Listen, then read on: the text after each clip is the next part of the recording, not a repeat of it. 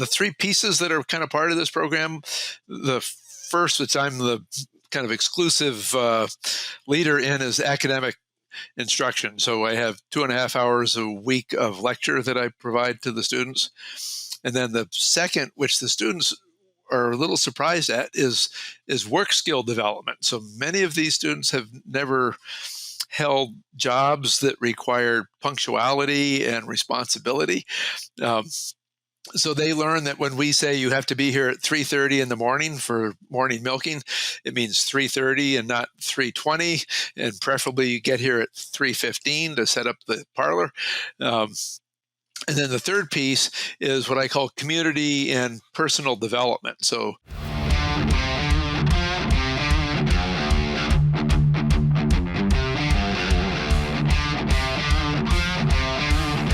hello, good day. This is Mark Thomas from the Dairy Blackbelt Podcast.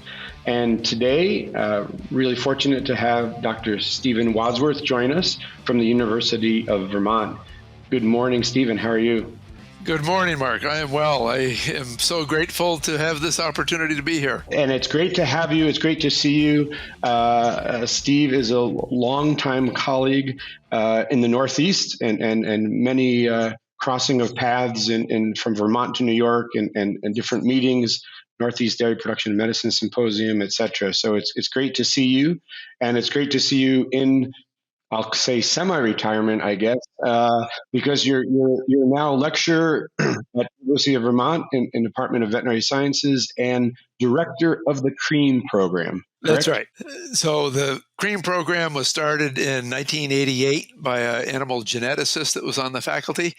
So it's been going more or less seamlessly with a few pandemic wrinkles, but for a number of decades. And it's basically a 60 cow tie stall registered Holstein herd, high production herd. We're averaging about 100 pounds a day now. And it's run almost exclusively by undergraduate animal science students, most of whom are pre-vet focused, and most of whom this is their first experience in large animal medicine or large animal practice, or even handling dairy cows. So it's a really fascinating kind of platform in this experiential education. And it's kind of funny because that's what we do in practice. You're teaching farmers all the time in a barn setting. And so it wasn't as stressful a transition as I thought it might be. I'm basically teaching undergraduates instead of farmers. Wyzenetics turns podcast airtime into brand authority. We don't sell ads, we elevate voices. Curious how far your voice can go to become a reference in the industry and attract more leads? Scan the QR code and discover how we can turn your expertise into unmatched brand authority. Let's transform expertise into influence, starting now. So, Steve, your background obviously is a practicing veterinarian in Vermont, working with pretty much exclusively dairy farms, dairy clients, correct? That's right. So I was in a busy 6-person dairy practice in northwestern Vermont for 40 plus years. And in 2018 was asked if I would teach a livestock medicine and disease class at UVM on an interim basis. And I did that. And the following year, I was asked if I would take over CREAM. And the year after that, I was asked I applied to the job as a full-time position. So though I should be retired, I'm having too much fun. It is such a neat experience. It was totally more gratifying than I had thought. The three pieces that are kind of part of this program, the first, which I'm the kind of exclusive leader in, is academic instruction. So I have 2.5 hours a week of lecture that I provide to the students. And then the second, which the students are a little surprised at, is work skill development. So many of these students have never held jobs that require punctuality and responsibility. So they learn that when we say you have to be here at 3:30 in the morning for morning milking, it means 3:30 and not 3:20, and preferably you get here at 3:15 to set up the parlor. And then the third piece is what I call community and personal development. So, and this has been deeply moving to me to see how much this kind of uh, instruction, or not really, it's not even instruction, but setting the tone for the program resonates with these students. So we talk about what's it mean to be a person of good character. What are the attributes of working in a community? What's it mean to work together as a group? We got 20 students. So imagine this, 20 students milking 60 cows in a double six parlor. So it's some days kind of like herding cats. The first milking of the summer in this new group was 7 hours to milk 60 cows. Now they're down to an hour and a half. But they'd never touched cows before. They couldn't get milk out of a cow's teat to force strip in the parlor. Their arms and shoulders were sore from pushing up feed.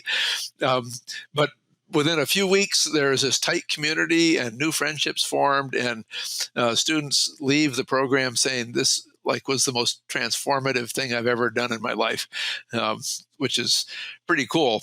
Then the other piece is a lot of these students come in with no interest or background. They want to kind of check the box for vet school application that they've got some large animal experience. And many of them, and the way I describe it is converting, they convert to being interested in dairy practice and become, when they're accepted into vet school, decide to pursue a career in dairy medicine as a result of their time here, which is gratifying beyond words. As we've gone to this shorter podcast version, I can think of lots of questions to follow, but probably the most relevant is just that, right? We know that there isn't necessarily a shortage of food animal veterinarians. A lot of it is geographic placement, but certainly we don't have a huge pool to pull from, as there are less young people from agricultural backgrounds, et cetera. And that seems like a really key piece, is to introduce young people to what dairy farming is, what ag is, and give them that opportunity, because we know there's lots of dairy industry professionals now that came from the city and didn't grow up with cattle as what was very traditional years ago. That's so true. And these students, though they get a somewhat limited exposure, actually I'm planning later today to set up a 6-farm tour for the students in the dairy communities up north of here for a Saturday coming up. Though they haven't had that kind of experience, I emphasize, actually just saying in lecture this morning, if you understand the biology of a cow and all the features that go into managing a cow, it doesn't matter if it's a cow you're milking by hand in the back shed or if it's a 6,000 cow dairy. The basic features are the same. They look different, but if you understand physiology of ketosis or reproductive synchronization or mastitis management, if you understand those basic principles, they're applicable over a wide span of the dairy industry, different countries, different sizes, different management techniques.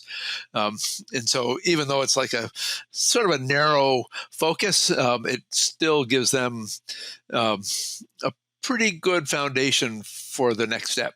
And I would say also, if these are students that don't have that experience, probably the hands-on animal handling and management is even more in a 60 cow tie stall as opposed to a 6,000 cow dairy. You can extrapolate that, but some of the management things that you need to learn, the basics of animal husbandry, I'll say, are probably a bit easier to learn in that setting. Yeah, it has some artificiality to it. You can imagine all these cows are like pets, and students pick their favorite cow, and I was out there the other day and they were cleaning tails and braiding the tails, and there's a certain what I call cow cuddling that goes on in the program, and that's okay. It's actually kind of opened me a little bit in my hardened production ag background, production dairy background, to see students like appreciating personalities of different cows. And so that's been a kind of a growth point for me. I try to limit that part of the program, but it's a interesting mix of hard science and community building, individual growth within the students' lives, and learning about the details of managing a herd. No, that sounds like an amazing opportunity for the students, and also for you as you semi-transition from a different role in private practice. And I'll have to say firsthand, I know quite a number of CREAM graduates that came through the program. Actually, I think 2 that ended up working with our practice. And, I know that they, even when you say management, it is literally everything, correct? I mean, from inseminating cattle to the financial aspect of, how are we going to balance the book? So I think, again, in that case, you can extrapolate to any size dairy because every cow needs to be inseminated and the finances are going to be the same, just 100 times that number, or yeah. So, Dr. Stephen Wadsworth, Steve, thanks for joining us this morning. A quick chat about the CREAM program, University of Vermont, and we really appreciate your time today. I am very grateful. I feel privileged to have been here. I appreciate the opportunity and look forward to talking with you again sometime, Mark. Oh, I look forward to seeing you soon. So signing off here, Mark Thomas from the Dairy Blackbelt Podcast.